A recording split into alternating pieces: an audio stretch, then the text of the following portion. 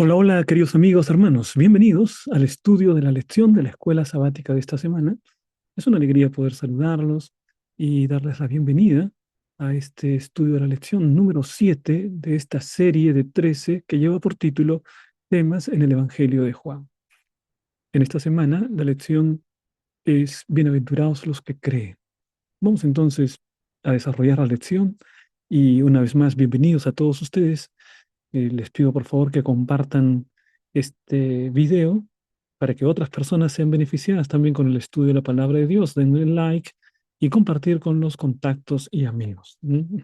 Vamos entonces, en primer lugar, a realizar nuestra invitación habitual de participar en las preguntas claves de la lección de la escuela sabática. 5 preguntas para consolidar nuestro aprendizaje. Usted puede entrar directamente por el código QR o también puede hacerlo por el link que se encuentra en la descripción de este video. Empezaremos entonces el estudio de la lección, pero antes haremos una oración. Pido, Padre, que estás en el cielo, santificado sea tu nombre. Gracias, Señor, porque podemos estudiar tu palabra y pedimos que nos dirijas y que tu espíritu pueda estar en nuestros corazones y poder discernir las preciosas lecciones que quieres enseñar. Acompaña a cada uno de nuestros amigos que están también conectados con esta transmisión. Pedimos en el nombre de Jesús. Amén. Muy bien, queridos amigos, entonces vamos con esta parte que titula Bienaventurados los que creen. Vamos a la primera parte de nuestro estudio en la que analizaremos una declaración que continuamente escuchamos, ¿no? Seguramente tú también has escuchado esta declaración que dice ver para creer, ¿no? Ver para creer. El científico dice ver para creer, ¿no? La novia o la esposa al que el esposo le ha fallado muchas veces y le dice yo voy a cambiar, yo voy a cambiar. Ella, ¿qué es lo que dice? Ver para creer, ¿no? Las personas tienen esta frase ver para creer continuamente y significa que queremos evidencias tangibles antes de poder creer en algo.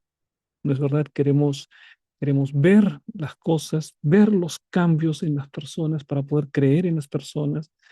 El científico quiere llevar a un laboratorio y quiere ver en el laboratorio los fenómenos que está estudiando, a ver si se repiten y establece leyes que puedan ser universalmente aceptadas dentro de su ciencia, dentro de su conocimiento.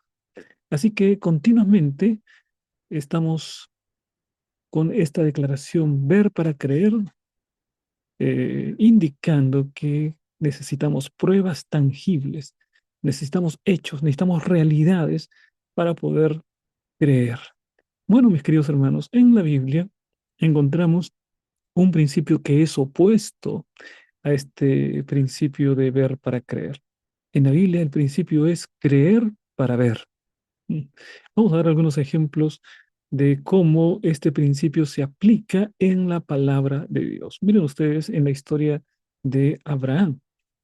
Abraham, el Señor lo llamó y le dijo, tendrás una gran descendencia, serás una gran nación, tu descendencia será como las estrellas del cielo, tu descendencia será como el polvo, como la arena, es decir, serán muchos descendientes, ¿no? Así que en aquel momento Abraham no tenía ningún solo hijo, no tenía ningún descendiente. En verdad, su esposa ya era una mujer anciana, él mismo era un hombre anciano, y entonces parece que había perdido todas las esperanzas de tener una descendencia, ¿no? Y sin embargo, el Señor viene y le dice, tienes que creer.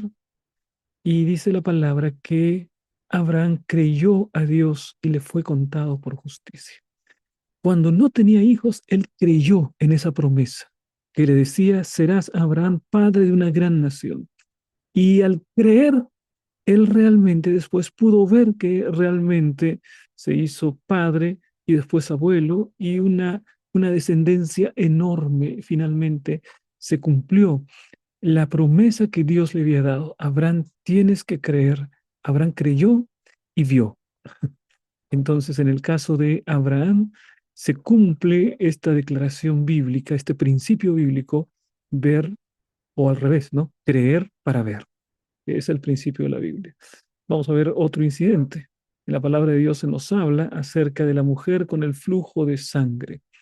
Ella se acerca a Jesús. Jesús está en medio de la multitud, pero ella se abre paso, empujando quizás en medio de la desesperación a uno y a otro, y ella piensa de esta manera: si tan solo le toco el manto a Jesús, entonces voy a ser sana de mi enfermedad. ¿Ah? Ella tenía en su mente la seguridad, la convicción que tocando el manto de Jesucristo, el milagro sucedería en su vida, sería completamente curada. Así que con esa convicción se abrió paso entre la multitud y quizás se cayó, como muestra esta imagen, extendió la mano y tocó el manto de Jesús, y el milagro del Señor se produjo. Primero tuvo que creer, y como consecuencia de su creencia, ella actuó. Y después que actuó y tocó el manto de Jesús, el milagro se produjo en su vida, ¿no? Así que, mis hermanos, tenemos aquí otro ejemplo de este principio bíblico de creer para ver. Vamos a ver otro ejemplo, cómo se aplica este principio: creer para ver. No ver para creer, sino creer para ver. Otro ejemplo, mis hermanos, es el caso de la resurrección de Lázaro. Ahí estaban Marta y María. ¿Mm? Marta llega y recibe a Jesús en medio de las lágrimas. Le dice: Señor, si hubieras estado aquí, Señor, no hubiera pasado esto. Y entonces el Señor le dice: tu hermano resucitará. Y ella dice: yo sé que resucitará, pero se resucitará en el día postrero, pero yo lo quiero ahora, mi hermano, Señor. Y el Señor Jesús le dijo: yo soy la resurrección y la vida. El que cree en mí, aunque esté muerto, vivirá. Y entonces, en medio de esa multitud, o un pequeño grupo de personas, no una multitud quizá, no un pequeño grupo de personas, que se reunieron cerca de la tumba, el Señor produjo este extraordinario milagro. Pero primero fue: el que cree en mí, y después, aunque esté muerto, vivirá. Otro ejemplo de cómo primero es creer y después viene como consecuencia el poder ver la obra de Dios, ver los milagros. Primero es creer en la palabra de Dios, y como consecuencia la palabra de Dios se hace realidad en mi vida. Creer para ver. Este principio entonces también lo encontramos en la historia de Lázaro. Vamos a ver otra ilustración bíblica acerca de este principio. ¿Recuerdan ustedes al siervo de Eliseo? Había una mañana que él se levantó y vio que desde la azotea de la casa del profeta, él podía contemplar una cantidad de enemigos del profeta, del pueblo de Dios, allí que estaban rodeando por completo la casa. Y entonces fue corriendo donde Eliseo, ¿sí? Y le dice: Señor, los enemigos nos están rodeando.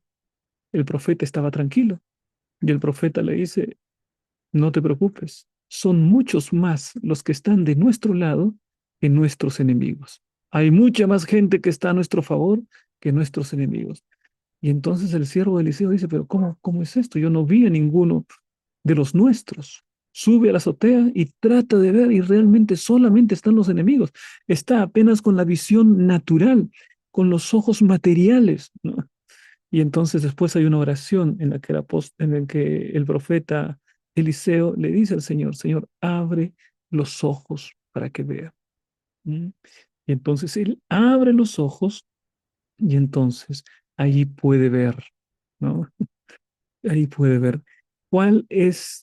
¿Quién creía en este principio? Eliseo. Eliseo ya tenía la certeza, ya tenía la fe, ya creía que Dios los estaba protegiendo.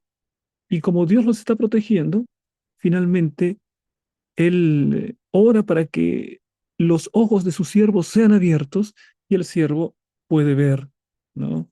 Aquello que el profeta, sin ver, ya estaba creyendo. La protección de Dios. Más son los nuestros que aquellos que están en contra de nosotros. Así es, mis queridos hermanos. En la palabra de Dios encontramos varios ejemplos acerca de este principio bíblico: creer para ver. Y de la misma manera también, en nuestra vida cotidiana, en nuestra vida diaria, este mismo principio tiene que aplicarse, ¿no? Y lo aplicamos a veces sin darnos cuenta, ¿no? Por ejemplo, una madre que está esperando un bebé, ¿no? Una mujer que está embarazada, ¿no? En aquel momento ha recibido una noticia, la comparte con el esposo, ambos están felices. ¿Y qué es lo que hace? Bueno, también cuando recibí la noticia del nacimiento de mis hijos, ¿no? Primer hijo, Rubén Daniel, fuimos para comprar una cuna, compramos una cantidad enorme de ropita para niños, sabíamos que iba a ser un niño, y adecuamos, ¿no?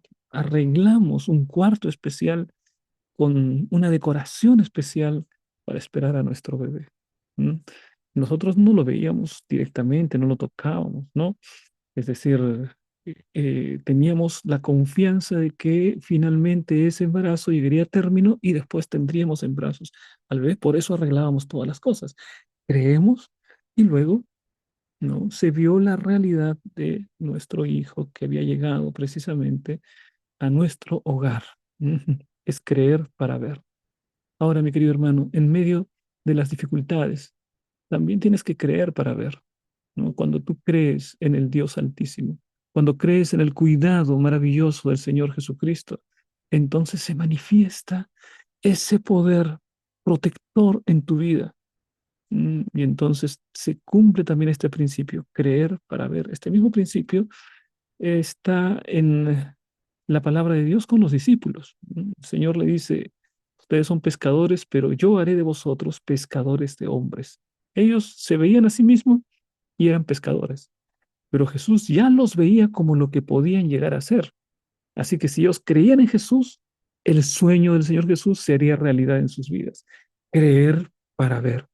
En el mundo espiritual, en las realidades bíblicas, lo que el Señor nos pide es que podamos creer en su palabra, creer en sus promesas, creer en su protección, creer que está a nuestro lado, creer que Él hizo el mundo y que nosotros no nos hicimos a nosotros mismos, creer en esas realidades espirituales.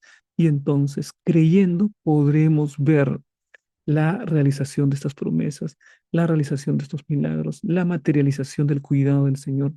Creer para ver. Así, mi querido hermano, ¿no?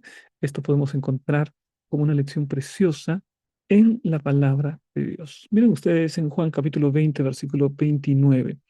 Jesús le dijo, porque me has visto, Tomás, creíste. Dichosos los que no vieron y creyeron. En otras versiones de la Biblia no se usa la palabra dichosos, se usa otra palabra que significa lo mismo, ¿no? Bienaventurados los que no vieron y creyeron. Es decir, en la palabra de Dios me afirma, encontramos esta declaración que si yo creo y después, después de creer, voy a poder ver, eso es un nivel superior a aquel que primero quiere ver y después creer, ¿no? Bueno, que es parte de la historia de Tomás que estudiaremos en esta lección. Vamos, mis hermanos, entonces a dar una visión panorámica del estudio de esta semana. Tenemos allí a Abraham, ¿no? Tendremos el testimonio de María, de Pilato, de Tomás, y también se hace un desafío para que nosotros podamos tener esa misma convicción que tuvieron aquellos que señalaron a Jesús como el Mesías, creyeron en él, ¿no? Y como consecuencia vieron la gloria de Dios. Vamos entonces, mis hermanos, a Abraham. Esta primera parte, uno se dice, pero ¿cómo estamos hablando de Abraham? ¿De qué manera entra la historia de Abraham aquí? Primero vamos a recordar la promesa que Dios le hace a Abraham en Génesis capítulo 12, versículos 2 y 3. El Señor le dice, y haré de ti una nación grande, y te bendeciré, y engrandeceré tu nombre, y serás bendición. Bendeciré a los que te bendijeren, y a los que te maldijeren maldeciré, y serán benditas en ti todas las familias de la tierra. Miren, mis queridos hermanos, cómo Dios le comparte a Abraham cuál es el plan que tiene para la vida de Abraham. Abraham ni imaginaba, ni en sus sueños más exaltados, él podría pensar en el tremendo plan que Dios tenía para su vida. Abraham vivía allí con su familia en Ur de los Caldeos, ¿no? Estaba acompañando con su papá, salieron para Harán, dice la palabra, ¿no? Pero el Señor luego se conecta con Abraham y le describe, le traza una visión, le anticipa proféticamente qué es lo que sucedería con Abraham si Abraham estaba dispuesto a creer y si Abraham estaba dispuesto a obedecer. No basta creer. El creer en la Biblia implica la idea de la obediencia. Entonces, ¿cuál es la promesa? Te describe, Abraham, yo haré de ti una gran nación. Yo te voy a bendecir, Abraham. Tu nombre será grande, Abraham. Serás bendición. Aquellos que sean tus amigos, los que te bendicen, a ellos los voy a bendecir. Y a aquellos que te maldicen, Abraham, a los que se constituyen enemigos tuyos, los voy a maldecir. Y ten en cuenta lo siguiente, todas las familias de la tierra serán benditas por causa tuya. Serás bendición donde quiera que vas, serás un hombre próspero, tendrás una nación grande. Ese es el plan que tengo para tu vida. Así que cuando Abraham contemplaba el sueño de Dios, miraba hacia la gran promesa celestial, él se sentía realmente el padre de una gran nación. Pero cuando se miraba a sí mismo, cuando se miraba en su condición terrena, él simplemente se veía como un hombre viejo, se veía como un hombre que no tenía hijos, cuya esposa también ya era vieja. Así que difícilmente, en términos naturales, se podría pensar que ellos podrían ser padres de una gran nación. Así que, sin embargo, Abraham creyó al Señor, creyó en la promesa del Señor, se aferró a la promesa del Señor, aunque tuvo sus altibajos, ¿no? Ya sabemos la idea, la historia de Agar, pero Abraham cree la promesa del Señor, ¿no? Y finalmente él puede ver que tiene el hijo de la promesa, y a partir del hijo de la promesa viene la descendencia de Abraham, el pueblo de Israel, el pueblo de Dios. Y el Señor cumple su promesa cuando a través del linaje de Abraham viene el Señor Jesucristo. Y entonces allí con Jesucristo se cumple esa declaración que Dios le había dado a Abraham. En ti me serán benditas todas las naciones de la tierra, porque de la descendencia de Abraham nació el Señor Jesucristo. Y no hay mayor bendición que el cielo haya dado a los seres humanos que la venida del Señor Jesucristo. Esa es la mayor bendición. ¿De dónde vino? ¿De qué linaje de Abraham? Y finalmente se cumplió. Él creyó en la promesa y la promesa se cumplió. Ahora, en Gálatas capítulo 3, versículo 8, el apóstol Pablo describe lo siguiente. Y la escritura, previendo que Dios había de justificar por la fe a los gentiles, dio de antemano la buena nueva a Abraham diciendo, en ti serán benditas todas las naciones. Es decir, el Señor le da una buena nueva. Las palabras buena nueva, ¿no? Se traducen también como evangelio. El evangelio es una buena nueva. En otras palabras, Abraham recibió un evangelio, recibió una buena noticia. Y esta noticia significa que Abraham fue evangelizado, ¿no? Respecto de esa linda noticia. En ti, Abraham, serán benditas todas las naciones de la tierra. Esa era una promesa acerca de Jesús. Jesús es el que traería bendición para todos los linajes de la tierra.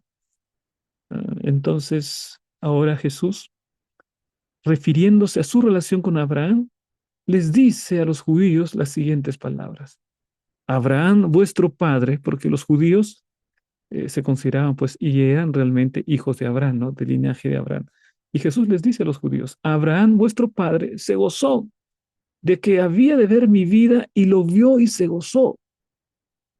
Abraham se gozó por la promesa, porque escuchó de la promesa del Señor, en ti me serán benditas todas las naciones de la tierra, y eso le dio al viejito Abraham, ¿no?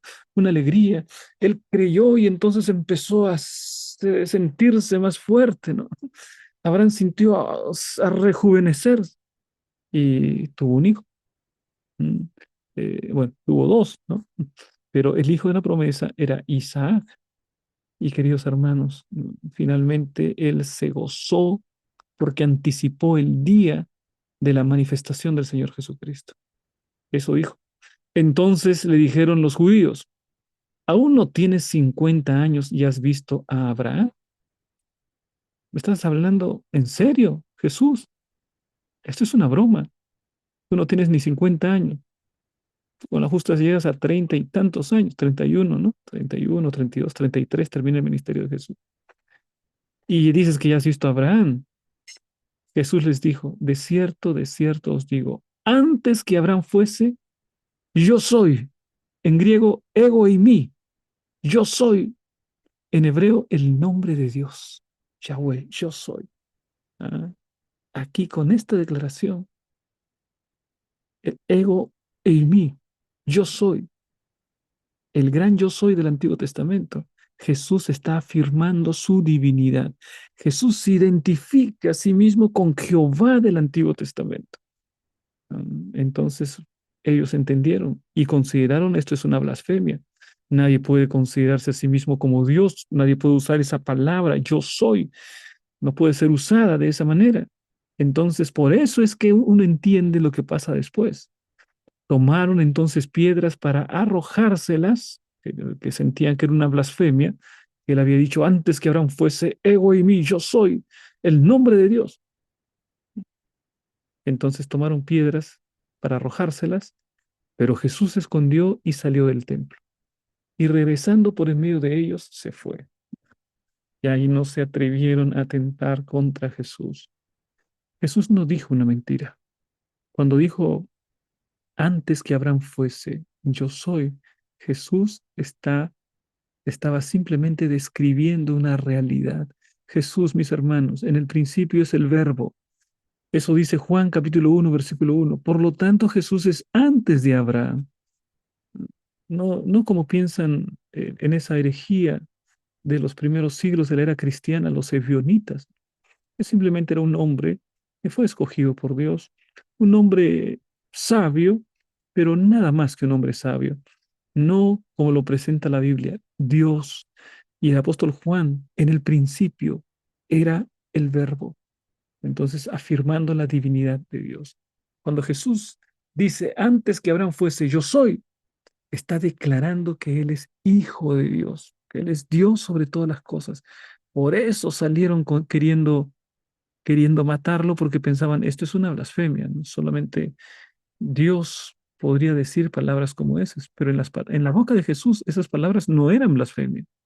Cualquier ser humano que se proclama, cualquier ser humano que dice esto, ¿no? Antes que Abraham fuese, yo soy.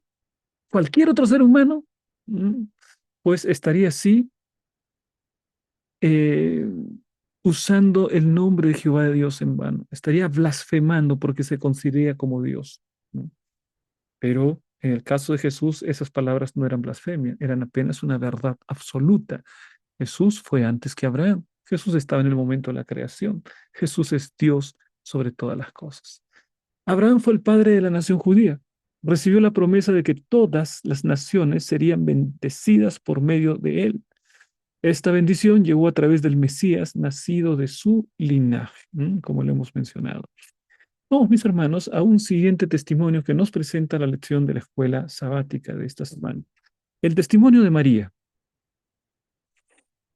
Aquí en Juan capítulo 12 se habla acerca de María, se le coloca nombre porque en otros evangelios no aparece el nombre, pero aquí aparece el nombre, ¿no? Entonces vamos a ver, ¿quién era esta mujer? Era María, la hermana de Marta, la hermana de Lázaro.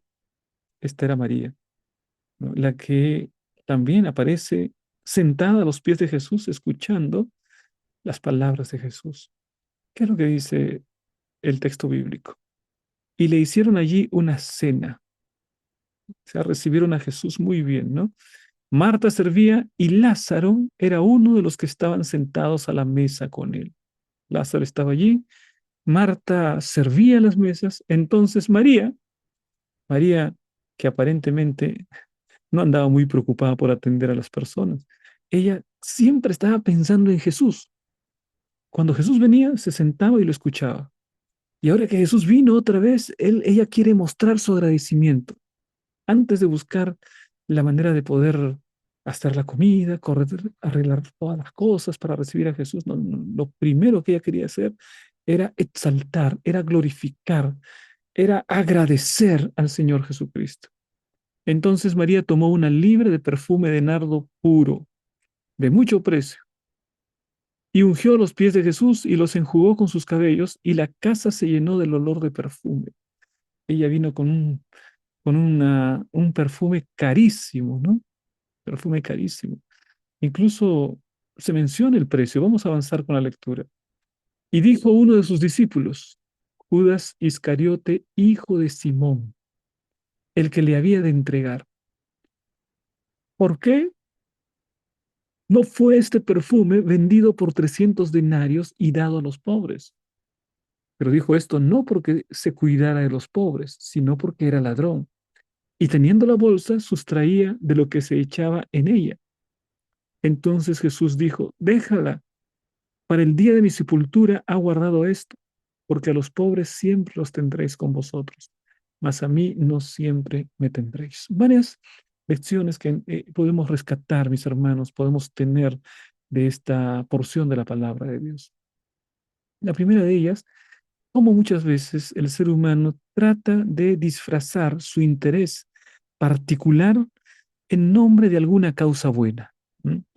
Porque aquí Judas está diciendo, ese dinero habría que dárselos a los pobres, ¿no? O sea, él aparece como alguien preocupado por los pobres, ¿no? Él aparece como alguien caritativo, ¿no? Alguien que no se preocupa en sí mismo, sino que se preocupa por los pobres. Y entonces, en nombre de preocuparse por los pobres, él dice, en lugar de desperdiciar todo este dinero, te cuesta como 300 denarios, en lugar de hacer eso, hubieran vendido el perfume y hubiesen traído el dinero y aquí podíamos dárselo a los pobres. Pero la palabra de Dios misma nos dice que en realidad lo último que le interesaba a Judas eran los pobres, ¿no? Lo único que realmente le estaba interesando era él mismo. O sea, los pobres en realidad eran él mismo, ¿no? Lo que él quería, dice allí, era ladrón. Teniendo la bolsa, sustraía de lo que se echaba en ella. Ahora te pregunto, mi querido hermano, ¿será que el Señor Jesucristo no sabía que Judas era ladrón? Bueno, es evidente que Jesús sabía que Judas era ladrón y sin embargo lo mantiene al lado, lo mantiene.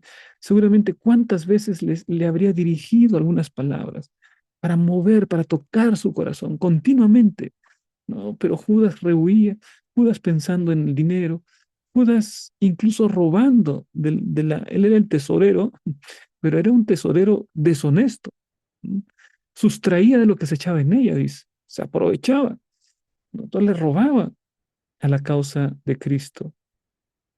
Entonces el Señor Jesús sale a defenderla. El Señor Jesús conoce completamente la vida de Judas y, y el Señor Jesús le dio oportunidad también a Judas. Ahora, entonces Jesús dijo, déjala para el día de mi sepultura, ha guardado esto. Déjala esto, este dinero no ha sido reservado para los pobres, para cualquier otro uso.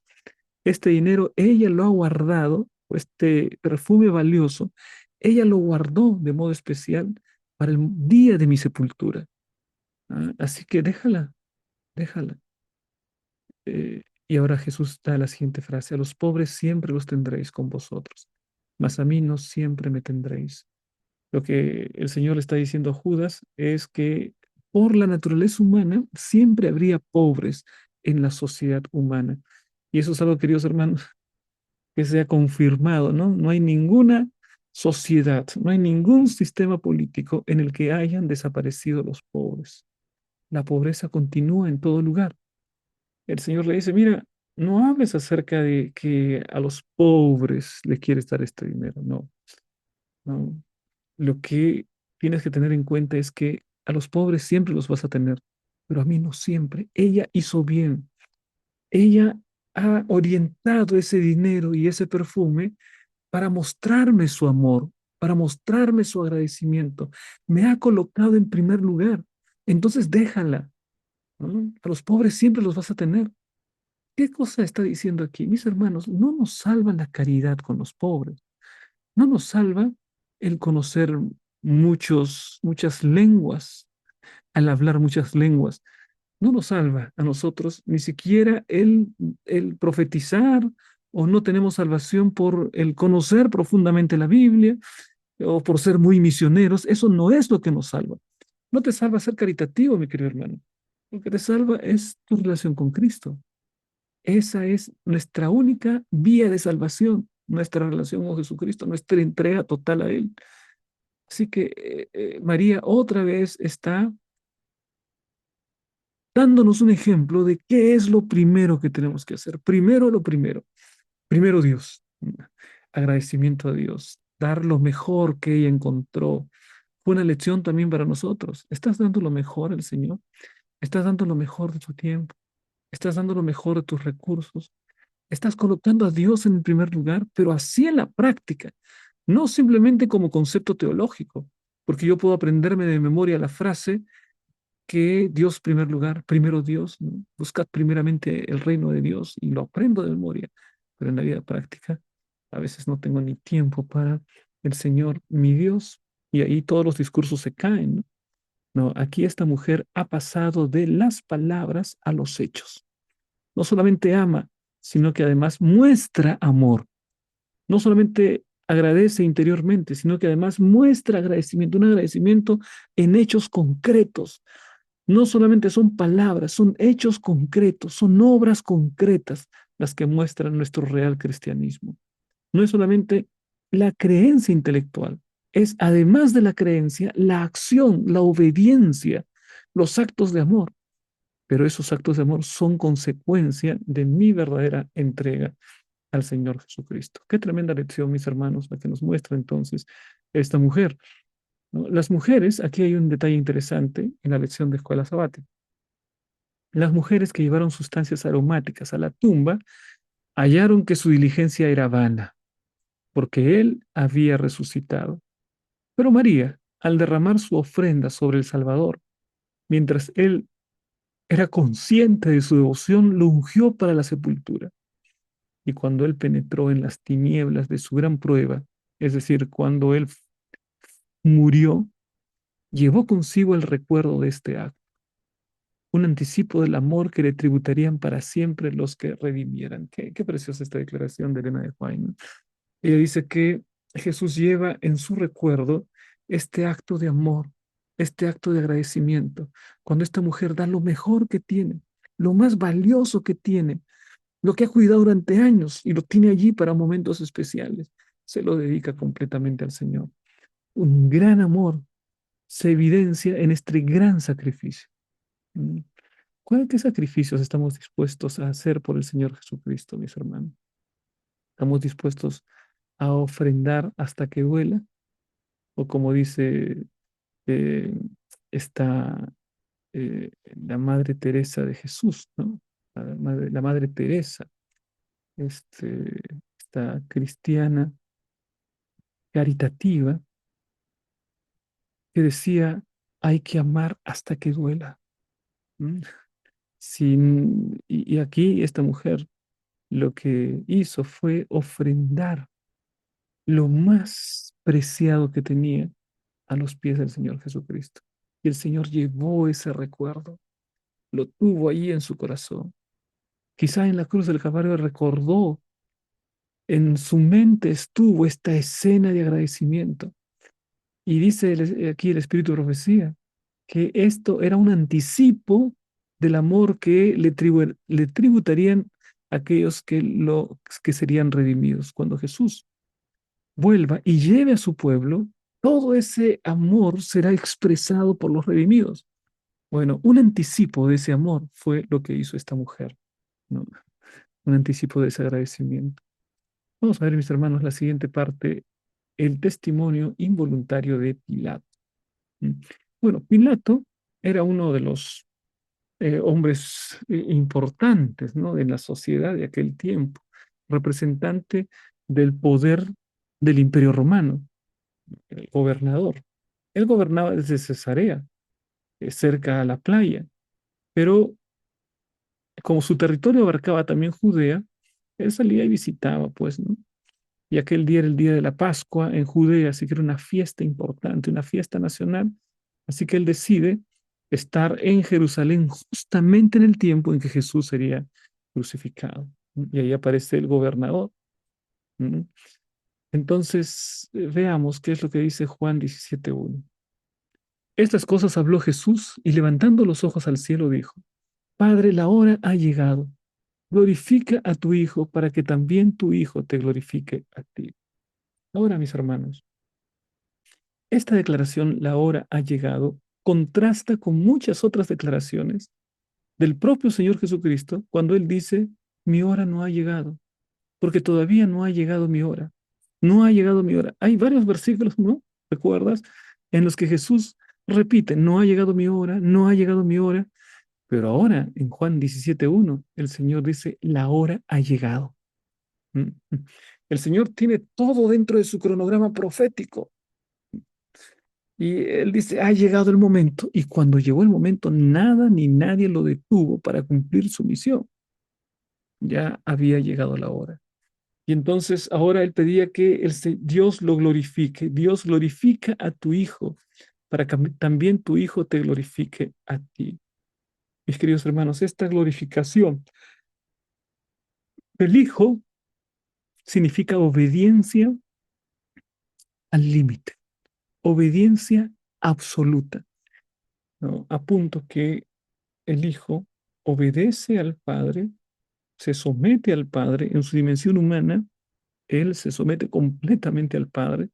En su dimensión divina encontramos que ambos son coeternos, ¿m? Eh, tal como vemos en la creencia adventista. Pero aquí encontramos a Jesús, que Él va a glorificar a su Padre y lo va a hacer con la entrega total, con el sacrificio total, el sacrificio máximo que una persona puede dar, la entrega de su propia vida. Entonces, de esa manera glorifica, ¿no? A su Padre con una obediencia tremenda, como una demostración práctica del carácter de Dios. Eso era Jesús. Jesús era una demostración práctica, una demostración viva del carácter de su Padre, y así glorifica el nombre de nuestro Dios. Entonces, luego, cuando ya acuden, ¿no? Están en en el palacio de Pilato, entonces allí surge una conversación porque vienen los fariseos y a Jesús lo acusan de ser un instigador de rebeliones, ¿no? De ser un subversivo, porque lo acusan de querer ser el rey de los judíos. Pues esa acusación es para que los romanos lo condenen a muerte, ¿no? Esa era la idea. Bueno, llegaron ahí, el grupo llegó trayendo a Jesús delante de Pilato y empezaron a conversar. Veamos Juan 18, 37 y 38. Le dijo entonces Pilato, luego, ¿eres tú rey? Respondió Jesús, tú dices que yo soy rey. Yo para esto he nacido y para esto he venido al mundo, para dar testimonio a la verdad. Todo aquel que es de la verdad oye mi voz. Le dijo Pilato, ¿qué es la verdad? Y cuando hubo dicho esto, salió otra vez a los judíos y les dijo, yo no hallo en él ningún delito. Bueno, este es el encuentro entre Jesús y Pilato. Está conversando. Entonces tú eres rey, le dice Pilato. Y Jesús dice, tú estás diciendo eso. Yo para esto he nacido. Se está refiriendo para este momento de entrega total, ¿no? Yo he nacido para esto. Jesús nació para morir de esa manera. Nació para entregar su vida por causa de nuestros pecados. Así que él conocía exactamente su misión y el momento en que se tenía que cumplir. Y entonces cumplió en el momento que tenía que cumplirse. Y aquí encontramos entonces que Pilato le hace una pregunta, ¿no? Porque Jesús le dice, todo aquel que es de la verdad, oye mi voz. Y entonces Pilato, una pregunta filosófica, una de las más importantes, le dice, ¿qué es la verdad?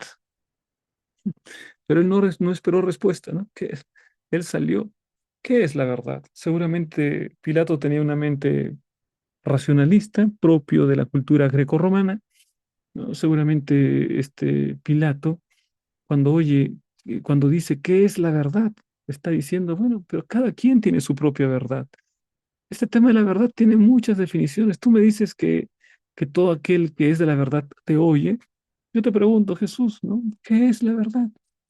Eh, Miles de filósofos han hablado de la verdad y no se acuerdan más qué es lo que significa la verdad. Bueno, en la palabra de Dios, la verdad, mi hermano, es una persona. Jesús dice, yo soy el camino y la verdad y la vida. Así que es una persona. Y Pilato no entendió, pero Pilato adquirió una convicción. Yo no hallo en él ningún delito. No encuentro que hay un delito acá. Este hombre no es peligroso, como dicen los fariseos, como dicen los judíos. Entonces Pilato salió otra vez y les dijo, mirad, os lo traigo fuera para que entendáis que ningún delito hallo en él. Cuando lo vieron los principales sacerdotes y los alguaciles, dieron voces diciendo, crucifícale, crucifícale. Pilato les dijo, tomadle vosotros y crucificadle, porque yo no hallo delito en él. Yo no hallo delito en él. Esa es la declaración que da Pilato. Pilato tenía la certeza que Jesús era inocente, que simplemente todo era una conspiración de los judíos, ¿no? Querían sacarse de medio a Jesús y ellos lo sabían. Sabía que este grupo tenía una envidia a la popularidad de Jesús como maestro, querían sacárselo de en medio para no perder sus posiciones de autoridad, sus posiciones de privilegio. Entonces, en la palabra de Dios, mis hermanos, encontramos que finalmente, aun cuando Pilato estaba convencido de la inocencia de Jesús, aún así mandó a matar al Señor Jesucristo. Lo mandó a crucificar sabiendo que era inocente. ¿Sabes, mi querido hermano, cuál fue el gran problema? ¿Por qué sabiendo que es inocente? Y además también la esposa le envía una notificación, ¿no? Le dice, no, no quiero que tengas nada que ver con este hombre. Así que ahí la esposa conocía también. Entonces, podemos preguntarnos, ¿qué hubo en la mente de Pilato, mis hermanos? Pilato no pudo soportar la presión del grupo. Ahí estaba en el grupo. Era un grupo minúsculo, ¿no? Porque en realidad Jesús era amado por el pueblo. Pero este grupo minúsculo, ¿m? De personas que tenían grandes privilegios, este grupo que tenían privilegios realmente notables, ¿no? Sí, finalmente nosotros vemos que quieren crucificarle este grupo, por eso es que son un grupo tan pequeño comparado con el resto del pueblo, que el juicio lo tienen que hacer de noche, que de día ya está sentenciado y que después va rápidamente aquel mismo día digamos, a la cruz, ¿no? Para ser crucificado. Así que fue la presión de grupo, le faltó, le faltó carácter, le faltó ser leal a los principios, ¿no? Sino que sintió la presión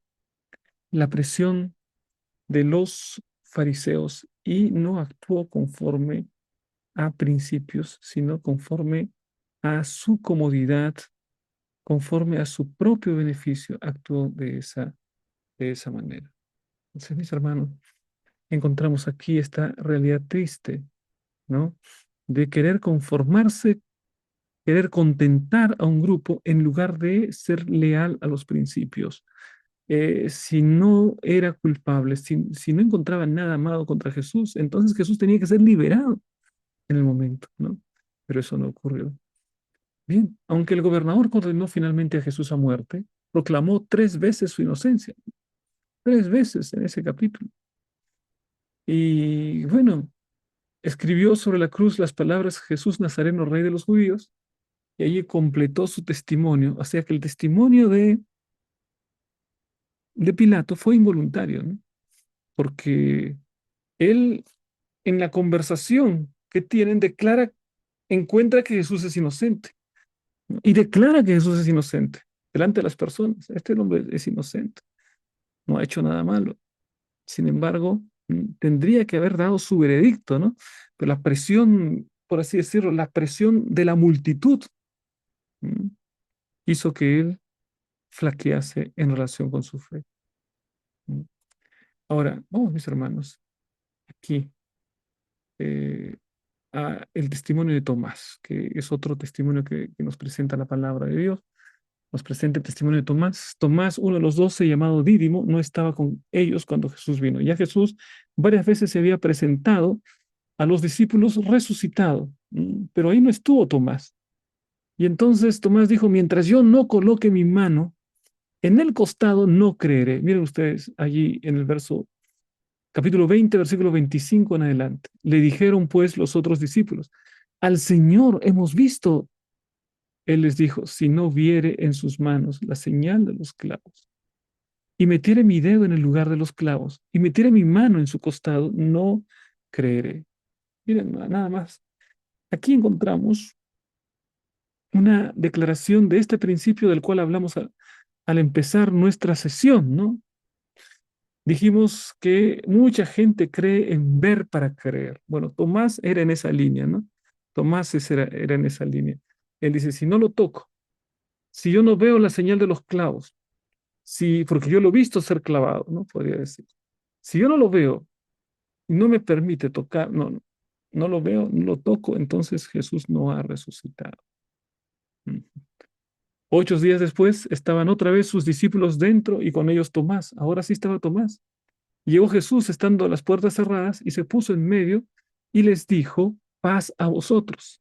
Luego dijo Tomás, pon aquí tu dedo y mira mis manos y acerca tu mano y métela en mi costado y no seas incrédulo, sino creyente. Ahora, allí viene el texto de memoria, ¿no? Entonces Tomás respondió y le dijo, Señor mío y Dios mío, reconoce a Jesús como Dios. Jesús le dijo, porque me has visto, Tomás, creíste. Bienaventurados los que no vieron y creyeron.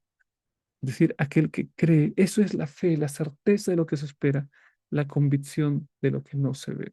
Mira esta declaración del camino a Cristo. Dios nunca nos exige que creamos sin darnos suficiente evidencia sobre la cual fundar nuestra fe. Su existencia, su carácter, la veracidad de su palabra, todas estas cosas están establecidas por abundantes testimonios que apelan a nuestra razón. Sin embargo, Dios no ha quitado toda posibilidad de dudar. Nuestra fe debe reposar sobre evidencias, no sobre demostraciones. Es interesante esta última declaración. ¿Qué significa? Que nuestra fe debe reposar sobre evidencias, no sobre demostraciones. Vamos a comparar la palabra evidencias con la palabra demostraciones. Una evidencia es algo que me sugiere que algo es verdadero, ¿no? Una evidencia es una, digamos, en relación con la verdad, no es una prueba, ¿no? Es una evidencia. Es evidente, es una evidencia, no es una prueba, ¿no? Yo puedo tener, por ejemplo, evidencias acerca de la existencia de Dios, pero no tengo una prueba tangible de que Dios existe, ¿no? No hay una demostración de que Dios existe, apenas hay evidencias de la existencia de Dios. Entonces allí dice, nuestra fe debe reposar sobre evidencias. Dios nos ha dado evidencia suficiente para poder creer, ¿ah? Pero no nos ha dado demostraciones, pruebas, sino que necesitamos ejercitar nuestra fe, ¿no? La fe viene por el oír y el oír viene por la palabra de Dios. Nuestro testimonio en favor de Jesús. Miren ustedes ahora qué es lo que encontramos aquí. En Juan 20, 30, 31 dice lo siguiente. Hizo además Jesús muchas otras señales en presencia de sus discípulos, las cuales no están escritas en este libro, pero éstas se han escrito para que creáis. O sea, para nosotros, está hablando para los lectores y nosotros somos los lectores ahora. Estas palabras se han escrito para que creáis que Jesús es el Cristo, el Hijo de Dios, y para que creyendo tengáis vida en su nombre. Para eso fue, ahí está el propósito por el cual fue escrito este libro. Ahora, querido hermano, mira, está diciendo para que tú creas, está dando el desafío para que yo crea. ¿Mm? Estas cosas se han escrito para que tú creas que Jesucristo es el Hijo de Dios, es el Cristo. Ahora, ¿qué evidencias tenemos nosotros? Porque en realidad, si nosotros pensamos bien, ¿no? Parece que Los discípulos tenían mejores posibilidades de creer, ¿no? Porque el discípulo le tocó a Jesús, escuchó a Jesús, y nosotros no. Entonces, para nosotros es más difícil creer o más fácil. Bueno, mira, hay un detalle interesante. Nosotros ya hemos visto el cumplimiento de muchas cosas que Jesús declaró. Mira, por ejemplo, Mateo 24:2. Respondiendo él les dijo, ¿veis todo esto? De cierto os digo que no quedará piedra aquí, piedra sobre piedra que no sea derribada. Aquí entonces nosotros ya sabemos que esta profecía se cumplió el año 70 con la destrucción de Jerusalén. Los discípulos no tenían cómo saber, pero creyeron. Ahora nosotros tenemos evidencia mayor porque ya vemos en la historia que ocurrió la destrucción de Jerusalén, tal como Jesús lo había predicho. Así que nosotros tenemos mayores evidencias todavía para creer, ¿no? Por ejemplo, una profecía de Jesús, y será predicado este evangelio del reino en todo el mundo. Podemos ver que en todo el mundo se predica el evangelio y ese es el cumplimiento de una profecía de Jesús. Por lo tanto, nuestra fe está basada en evidencia mayor que la que se tenía en aquel tiempo. Mira, aquí, 2 Tesalonicenses 2:3, nadie os engañe en ninguna manera, porque no vendrá sin que antes venga la apostasía y se manifieste el hombre de pecado, el hijo de perdición. Esta es una alusión al anticristo y al poder del cuerno pequeño. ¿Mm? El hombre de pecado que empieza a manifestarse ya en el tiempo de la iglesia primitiva, pero que después dura hasta 1798, ¿no? Ese poder, pero después resurge. Bueno, este hombre de pecado, hijo de perdición, ya se cumplió. Podemos verlo en la historia. No necesitamos ahora, digamos, tener fe. Están las demostraciones de ese gran poder, de esa apostasía, ¿no? Así que también se cumplió. Y por ejemplo, en Mateo, el Señor Jesús también dio profecías acerca del tiempo del fin. Se levantará nación contra nación y reino contra reino, y habrá pestes y hambres y terremotos en diferentes lugares. Entonces, aquí tenemos también, queridos hermanos, declaraciones de Jesús que se cumplieron. Por lo tanto, hay varias profecías de Jesús en otros lugares de la Biblia que se han cumplido de modo matemático. Ese cumplimiento no lo vieron los discípulos, pero nosotros lo vemos, porque ya hemos examinado la historia y ya sabemos que el Señor cumple con sus propósitos. Por eso, mi querido hermano, necesitamos creer, pero tenemos más evidencias que los propios judíos, que los propios discípulos, cuando ellos todavía no podían tener evidencias concretas del cumplimiento de las profecías de Jesús. Nosotros lo vemos completo. Ellos no podían hacerlo y sin embargo creyeron. Puede ser que nuestra historia no sea tan espectacular como la resurrección de un muerto o la restauración de un ciego de nacimiento, pero lo que importa es que conozcamos a Jesús personalmente y demos testimonio de él, como lo hicieron los testigos registrados en el Evangelio de Juan. Eso es lo más importante. Vamos entonces, mis hermanos, a la parte final. Tenemos una pregunta de aplicación. Pilato hizo una pregunta muy filosófica. ¿Qué es la verdad? Da tu respuesta a esta pregunta a la luz de todo lo que hemos estudiado en el Evangelio de Juan. Pregunta, ¿qué es la verdad? La pregunta está mal hecha. Bíblicamente hablando, la pregunta tendría que hacerse de otra manera. La pregunta tendría que ser, ¿quién es la verdad? Porque en la Biblia la verdad es una persona. Yo soy el camino y la verdad y la vida, dice el Señor. ¿No? Así que la verdad es la persona de Jesucristo. Jesucristo personifica la verdad, ¿no? El carácter de Dios está en él. Su palabra profética se cumple. Su palabra tiene poder.